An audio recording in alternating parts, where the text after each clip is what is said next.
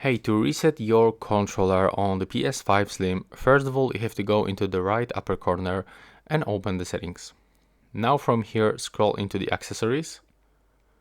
Right now go into the general and go to the Bluetooth accessories, and from here select your DualSense wireless controller and tap to delete.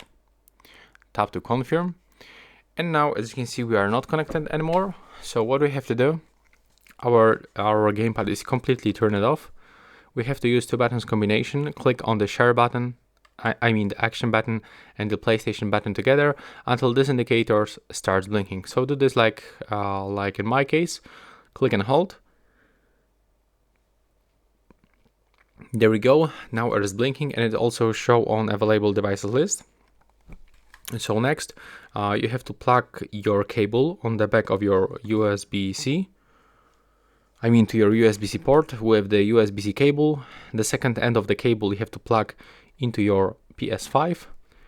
And then when you do this, you have to click on the PlayStation button on your controller. And now you are connected back. And that's the soft reset of your DualSense wireless controller. Right now, please subscribe to my channel. Bye bye.